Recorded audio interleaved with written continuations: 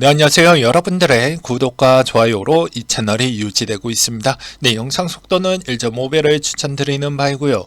네, 이번 내용은 알트코인 소식과 그리고 최근 FTX 소식, 루나 소식, 그리고 저의 소신 발언 이렇게 한번 준비를 해보았습니다. 같이 한번 보도록 하시죠.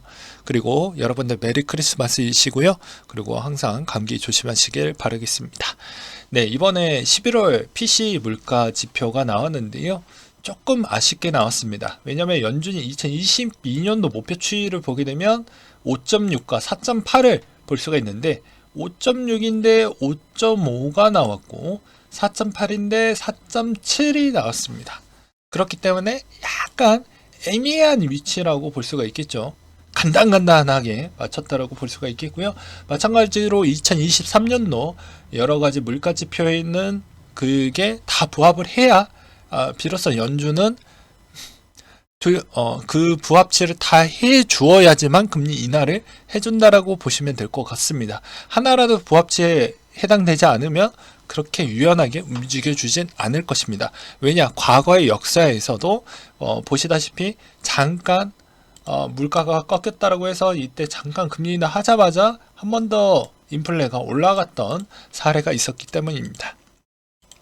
물가 영향을 끼치는 주요 요인이 모두 둔화세를 보여주고 있다는 건 상당히 긍정적이다라고 볼 수가 있게 되겠고요. 역대급 부채가 늘고 저축률이 하락해주는 역대급 시즌이라고 볼 수가 있습니다. 보게 되면 이때도 마찬가지로 보게 되면 이때와 이때는 좀 다르죠. 08년도 때와 이때는 좀 다릅니다. 근데 이때가 어떻게 보면 이 지표로 또 알 수 있는 내용 중에 하나는 빈부격차가 더욱더 심해진다라는 거가 좀 눈에 들어왔어요. 왜냐면 부채 비중은 늘어나는데 저축률은 떨어지니까 아무래도 빈부격차가 훨씬 더 양극화가 심해질 것으로 저는 생각이 들고요. 그 다음으로 머스크가 이제 2년 내 지분 매각 없다라고 했지만 제가 보기에는 아마 내년에 좀 경기적 영향과 이런 걸 또 고려를 한다라고 하면 언제든지 좀 말을 바꿀 수가 있기 때문입니다. 근데 다행스러운 건 테슬라 주식을 계속해서 던지고 있지만 비트코인을 갖고 있는 어떻게 보면 재무 건전성을 위해서 비트코인을 처리하지 않는다라는 게 우리한테 좀 더 긍정적이다. 근데 뭐 저번에도 이야기를 했지만 이분은 비트코인을 좋아해서 들고 가는 게 아니고 이분이 도지를 좋아해서 밀어주는 게 아니라는 걸 계속 말씀드리기도 했었습니다. 왜냐면 소송이 많이 걸려져 있기 때문이죠. 그리고 월가 내년 최대 상승 기대주 기술주 부분에 있어서 그나마 좀 긍정적인 코인베이스가 상위권에 들어왔다라는 게 좀 눈에 들어왔고요. 그렇기 때문에 아무래도 내년에도 코인이 어느 정도 바닥권을 다지고 반등을 해줄 것이다라는 월가의 생각이 일단 들어가져 있다라는 게 있고요. 월가 입장에서도 저번에 뭐라고 했습니까? 저렴해지면 우리가 인수할 그런 생각도 많이 갖고 있다. 이런 이야기를 하기도 했었죠. 그리고 KPMG 수석 이코노미스트가 연준의 실업률 전망치가 4.6까지 올라갔고 성장률 둔화 추이가 앞으로 더 많이 보여줄 것 같고 아무래도 연착륙은 어려울 것 같다 이런 이야기가 나오고 있습니다. 아마 2023년도 하반기가 되면 이게 이 결과값이 나올 것 같은데 저도 이건 예측하기가 어렵습니다. 그 누구도 예측하기가 어려워요. 연준도 아마 제가 보기에는 어렵다라고 생각을 합니다. 그렇기 때문에 이걸로 또 알 수 있는 거는 계속해서 나오는 실업률 추이에 있는 목표값이 도달을 하고 있는지 CPI, PCE 부분도 목표값에 도달을 계속 해주고 있는지 이게 전체적인 코인 시장의 급등락을 또 좌지우지한다라고 보시면 될 것 같습니다.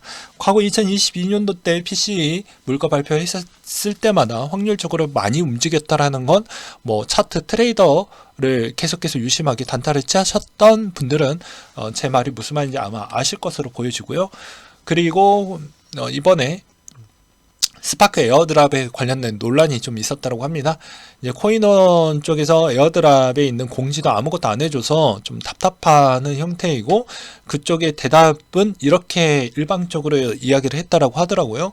우리가 너희들한테 뭔가 해줄 의무도 없고 그럴 생각도 없고 좀 기다려라, 늦게 줄 수도 있기 때문에 좀 기다려라, 뭐 이런 이야기를 했다라고 합니다. 그래서 커뮤니티 댓글을 또 보게 되면 코인원에서도 스파크 에어드랍 해준다라고 해서 코인원 믿고 거래소 둔 채 스냅샷을 찍었기 때문에 에어드랍 지원해 주겠지 않겠냐. 그래서 안 해주면 엄청난 소송에 또 직면을 할 것이다 라고 되어져 있습니다. 그 다음으로 또 머스크가 트위터 인수한 후에 광고 집행을 중단하는 광고주들이 늘어나고 있다는 거, 우리한테는 좀 더 악재적이다라고 볼 수가 있겠죠. 왜냐하면 트위터가 갖고 있는 현금 흐름이 좋지 않는다는 건 아무래도 그 다음에 있는 뭐 프로젝트 진행할 때도 더뎌지기 때문에 어떻게 보면 우리 크립토 환경에 좀 서포트를 해줄 수 있는 트위터가 좋은 소식이 안 나온다라는 게 좀 악재라고 볼 수가 있게 되겠습니다. 그래서 이렇게 한번 준비를 해보았고요.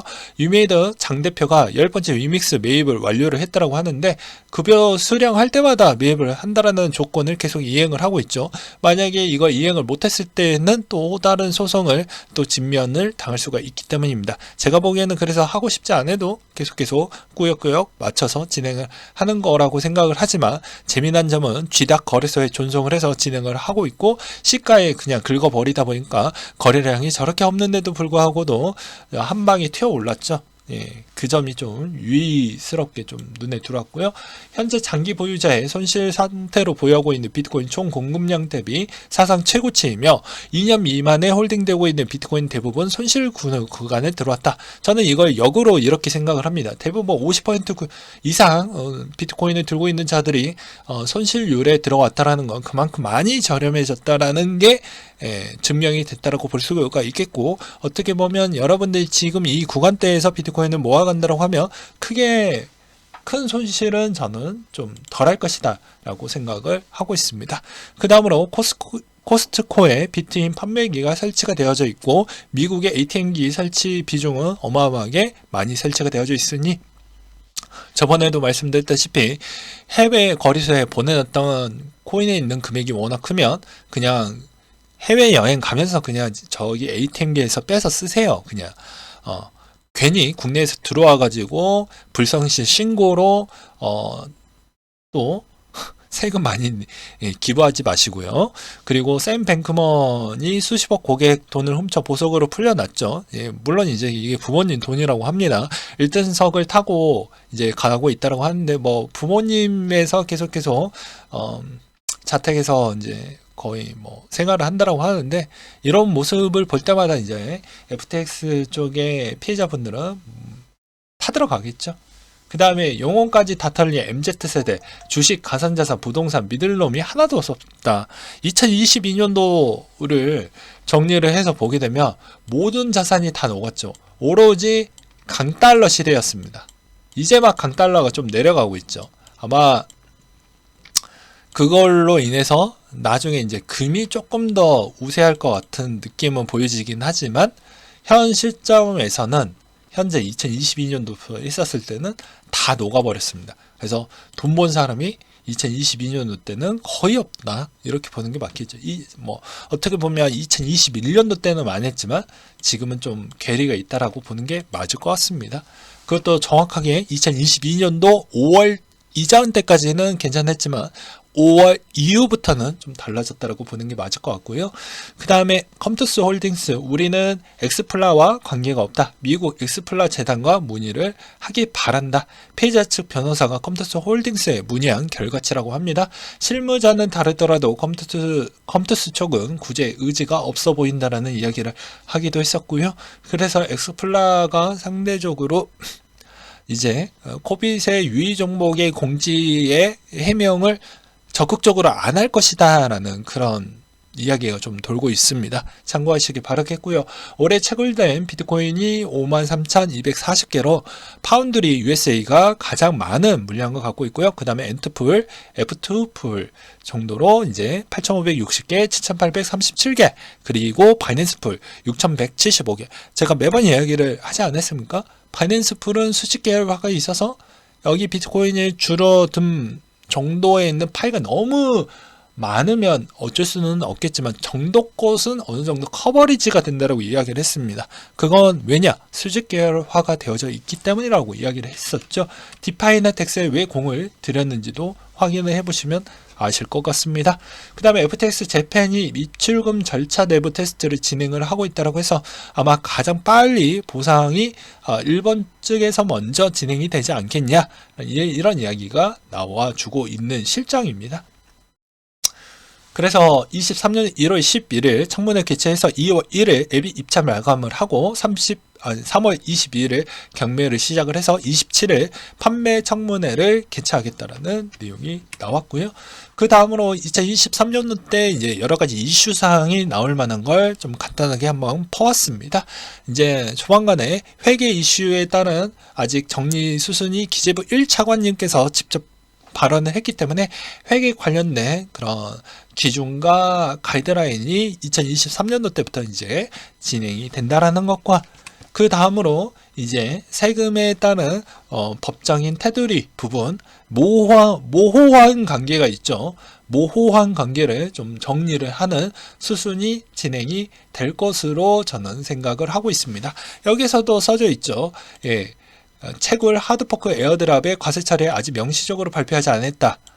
그래서 채굴해서 취득한 경우 이를 과세하는 방식으로 취득한 시점의 과세 방안과 취득 시에는 과세하지 아니하고 이를 처분할 때 과세하는 방안이 있는데, 미국, 영국, 일본은 취득 시, 그리고 독일, 호주는 처분 시 과세를 하고 있다. 하드포크로 새로운 가상자산 취득할 경우 이를 과세하는 방식으로 취득 시 과세하는 방안, 취득 시가 아닌 처분 시 과세하는 방안, 가상자산 사용 목적 시 투자 또는 사업활동 여부에 따라 상이하게 과세 방안이 바뀌게 되는데, 미국은 취득 시 과세, 영국, 일본은 처분 시 과세, 호주는 투자 목적이면 처분 시, 사업 활동 목적이며 취득 시 과세를 하고 있다. 에어드랍의 경우 국가들의 에어드랍은 가상자산 취득 시점, 시가에 따라 과세를 하고 있다. 이게 다 달라요. 그래서 제가 엄청난 토론회와 간담회가 2023년도 때도 많이 진행이 되어야 된다라고 말씀을 주구장창 이야기를 하기도 했었고, 이것도 거의 최근에 또 회계 끝나고 나서 그 내용 또 퍼와서 또 설명드리기도 했었죠. 그리고 또 제가 또 보고서를 보기도 했었는데 이 내용 정리가 잘 되어져 있어서 그냥 가지고 와봤습니다. 어떠한 내용이냐면요, 여기 보시다시피 제가 이런 거 다 안 읽어보는 게 아닙니다.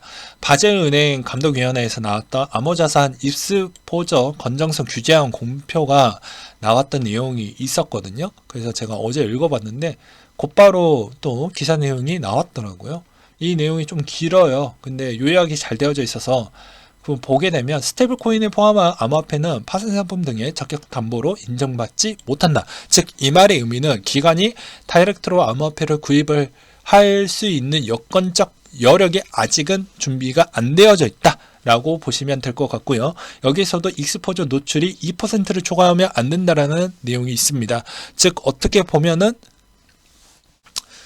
이게 좀 애매할 것 같은데, 커스터디를 준비하고 있는 그런 금융사들에 대한 포지션이 몇 %대까지 받아줄 수 있을지는 이건 또 좀 보는 관점에 따라서 달라질 수는 있을 것 같아요. 근데 담보를 인정하지 않아준다라는 보수적인 의견이 나왔기 때문에 이것도 쉽지는 않을 것으로 보여집니다. 그래서 최근에 뭐 골드만삭스 같은 경우도 그냥 다이렉트 암호화폐 회사를 인수하는 형태보다 그 코인을 가지고 오는 것 때보다 그냥 기업체를 그냥 통째로 사버려서 그냥 그 안에 있는 코인을 그냥 간접적으로 취득하는 형태로 그런 모델링으로 가지 않을까라고 저는 조심스럽게 그렇게 생각을 하고 있고요. 올해 스테이블코인 거래량이 7.4조 달러로 이미 신고가를 경신을 했다고 하는데, 그만큼 여러 가지 코인에서 믿을 게 없다라고 해서 지금 거의 다 매도를 해서 스테이블 코인으로 바꿔놨다라고 보는 게 맞겠죠. 이 말의 의미는 또 반대로 보게 되면 지난해 신고가를 경신을 했다라고 하는 말은 지금이 저점이다라고도 볼 수가 있습니다. 왜냐하면 스테이블 코인이 연 신고가를 경신을 할 때 반대로 그만큼 이쪽에 많이 현금량이 많이 밀집이 되어져 있으니 언젠가는 이게 계속 밀집되는 게 아니라 퍼지는 시점이 나오겠죠. 그게 더 매력적인 자산 쪽으로 뭐 비트코인이 됐던 어느 쪽으로 갔던 가겠지만 이것도 어떻게 보면 저점의 신호탄이라고 볼 수 있는 그런 형태로도 저는 들리기도 했습니다. 그 다음에 권 대표가 세르비아에서 현금을 찾기 시작을 했다라고 하는데요. 비트코인 2.4억 환전을 포착을 했다라고 해서 이것 또한 또 논란이 계속 나와주고 있는 실정입니다. 루나 파운데이션 카드에서 바이낸스 지갑에서 9 비트코인을 이체한 정황을 확인을 했다. 도피 중에 아무래도 쓸 것 같다. 라고 해서 뭐 이런 이야기가 좀 나오기도 했었고, 가장 좀 재밌는 또 이슈 중에 하나는 마이크 알프레드가 바이낸스 투자금을 조달하기 위해서 버크셔 해스웨이를 접촉을 했다라고 하는데요. 글쎄요. 이게 버크셔 해서웨이 쪽에 있는 대표가 이번에 새롭게 바뀌었죠.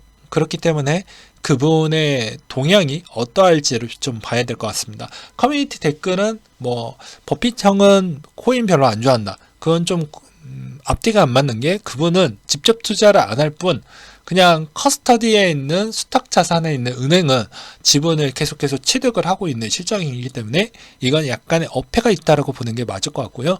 이분의 의중이 어떤 형태로 나올지가 좀 관건이 될 것 같고 집중이 될 것 같습니다. 근데 대부분 월가 분위기는 여전히 스테이블 코인에 좀 관심도가 높고, 그리고 코인의 앞으로 웹 3.0에 따른 관심도가 매우 뜨겁기 때문에 이런 점은 좀 유심하게 봐야 되지 않을까 싶고요. 마지막으로 저의 소신 발언 좀 하도록 하겠습니다. 여러분들은 투자자라고 하면서 투자자에 있는 본질을 잊지 않으셔야 될 것 같은데요. 꼭 이게 투자를 하면서 이 투자와 정치적인 부분은 연결이 되어져 있습니다. 어쩔 수가 없어요. 네, 왜냐면 정치인들이 법안을 만들기 때문이죠. 그래서 저는 투자적 관점으로만 해석을 해드리는 것 뿐입니다. 특정의 정당에 뭐 지지를 하거나 이런 부분은 우리한테 돈을 벌어다 주는 그런 효과가 전혀 없습니다. 그냥 이분법적으로 제발 보지 않으셨으면 좋겠습니다. 네, 보게 되면 답답합니다. 왜냐하면 냉철하게 이야기를 하면 정치를 좋아하시는 분들은 정치의 패널이나 그런 팬층으로 그쪽 유튜버 쪽에서 그냥 거기에서 생활하셨으면 좋겠고, 투자와는 거리감을 좀 두시는 게 맞을 것 같습니다. 투자는 솔직히 이야기를 하면 냉철하게 도덕적이나 감성적으로 하는 게 아닙니다. 그걸로 돈을 절대 벌어다 주지 않습니다. 왜 그럴 것 같습니까? 왜 그럴 것 같아요? 연준이 지금 도덕적으로 행동을 해주고 있습니까? 아니지 않습니까? 물가를 잡기 위해서 실업률을 인위적으로 만들고 있지 않습니까? 이게 도덕적인 행위라고 볼 수가 있나요? 아니지 않습니까? 감성하고 투자는 전혀 다른 코스입니다. 네? 근데 이걸 저쪽에 있는 이야기가 좀 더 괜찮게 나왔다고 해서 제가 그쪽을 지지하는 게 아니에요. 저는 오로지 제 삶의 질을, 자산 제식을 좀 더 해서 좀 더 편안하게 살려고 하는 그 니즈가 아주 간절할 뿐입니다. 여러분들은 좀 냉철하게 보실 필요성이 있는 게, 저는 이렇게 생각을 해요. 여러분들 삶의 질이 더 중요하지 않나요? 예, 정치적인 사고가 전 중요하지 않는다라고 봅니다. 그래서 제가 매번 이야기를 했던 게 뭐라고 했습니까? 세금을 제일 많이 올리는 사람이 우리의 적이라고 이야기를 했죠. 왜냐? 우리 몸은 늙어요. 근로로 다 충당이 안 된단 말이죠. 늙으면 몸을 더 움직이고 싶어서 아파서 병원비가 많이 나갑니다. 지출 비용이 워낙 커지면, 고정비 지출 비용이 커진 상태에서 세금 비중도 여기에서 가중을 시켜버리면 우리 삶의 질이 어떻게 되어져 있습니까? 더 낮아질 수밖에 없다라고 이야기를 했죠. 그래서 제가 뭐라고 했습니까? 세금을 더 많이 올리는 애는 우리의 적이다. 그게 특정 장을 지지해서 이야기하는 거 아니라고 했죠. 제가 매번 이야기를 했지만 여러분들 삶의 질이 더 중요한 거예요. 여러분들이 얼마나 빨리 부에 올라갈 수 있는 그 증식적 단계의 부분만 제발 신경 쓰시면서 보시길 바라겠습니다. 투자는 원래 이런 겁니다. 이걸 자꾸 정치적으로 겹쳐서 보시면 투자에 절대적으로 실패할 수밖에 없어요. 그냥 이거는 별개로 그냥 보시길 바라겠습니다. 이걸 자꾸 겹쳐서 보게 되면 여러분들은 절대 투자에 성공을 할 수가 없습니다. 왜냐? 이런 부분 때문인 것이죠. 예, 이런 부분 때문에. 그래서 명확하게 집어서 설명을 드리는 겁니다. 둘 다 특정 당에 지지하지 않는다니까요. 둘 다 똑같은 새끼이기 때문에. 제가 이야기했잖아요. 네. 그리고 한마디 더 하도록 하겠습니다. 자녀가 그만큼 더 교육비에 월급의 40%를 이렇게 해가지고 하는데, 부모님의 월급의 40%를 어떻게 보면 자녀한테 이렇게 교육비로 씁니다. 그럼 자녀가 대부분 부모의 바람은 어디입니까? 전문직이죠. 의사나 뭐 변호사나 이런 쪽이죠. 그러면 의사가 되는데, 과거의 의사가 원래 3억 원을 벌었다라고 하면 연봉이, 지금은 세금 때문에 이 정도를 벌 수가 없습니다. 제가 이야기를 매번 했잖아요. 이 정도를 벌 수가 없다고요. 그럼 근로 의욕이 상실이 되면 이 사람이 생각보다 일을 덜 한다라고 하면 고용 창출 능력이 떨어집니다. 전문직은 혼자 돈을 버는 게 아닙니다. 여기에 팀원이라는 게 있어요. 팀원이라는 게 간호조무사가 있고요. 그리고 거기에 있는 또 다른 격리와 여러 가지 서포트 해주는 직원들이 있죠. 변호사도 변호사 사무소를 차리게 되면 혼자 뭐 일을 한가요? 아니지 않습니까? 다 팀원으로 이루어지게 되어져 있습니다. 근데 이게 세율 구간이 계속 높아지게 되면 뭐 어떻게 된다고 이야기를 했죠? 근데 여러분들은 그 부자의 1%를 견제하기 위해서 그분들의 삶은 변하지 않아요. 근데 여러분의 삶은 변화가 있다니까요.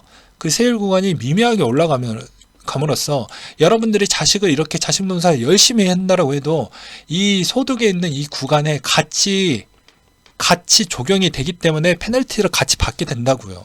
이분은 이미 부자 반열에 올라왔기 때문에 뜯어가도 자기의 삶이 변화가 없지만, 이분은 자산 증식 기간이 워낙 더 많이 들어가기 때문에 그 나이 대비에 있는 그런 자기의 삶의 질이 그 정도 단계까지 올라가기에는 그 시간이 오래 걸리기 때문에 지친다고요.